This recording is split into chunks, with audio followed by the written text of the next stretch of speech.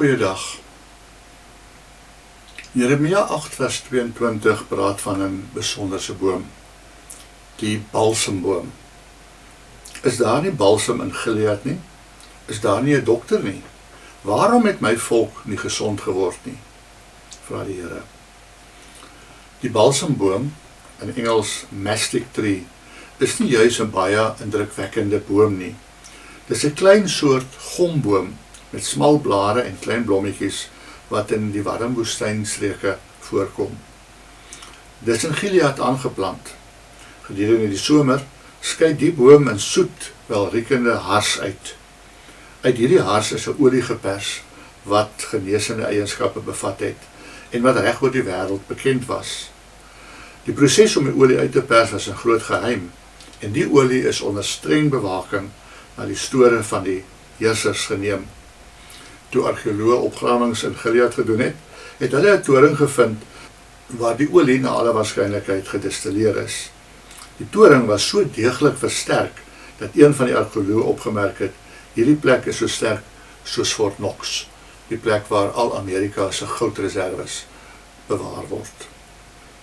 Die olie was uiters kosbaar en is dikwels in ruilhandel gebruik. Die karavaan wat Josef na slawerny in Egipte geneem het, het ook van hierdie kosbare balsem by hulle gehad. Gaan lees maar in Genesis 27 vers 25.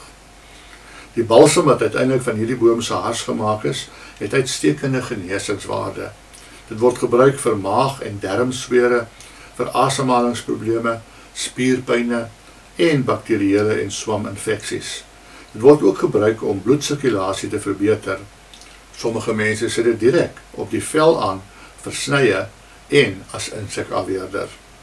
Hierdie kosbare balsem in die natuur is 'n pragtige illustrasie van Jesus, die balsem van Gilead, die groot geneesheer, die teengif vir sonde en die oorwinnaar oor die dood.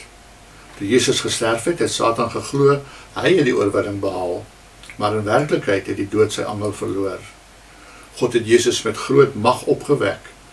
Jesus het die dood oorwin en hy is die teengif of die balsem wat ons siek, sondige siele genees. Hy is die boom van die lewe en die blare van die boom bring genesing vir die nasies, sê Openbaring 22 vers 2. Kom ons bid saam. Hemelse Vader, ek dank U vandag dat U die groot geneesheer is, die een op wie ek vertrou.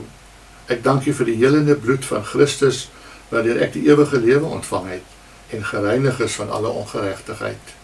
Ek loof en prys U tot in alle ewigheid. Amen.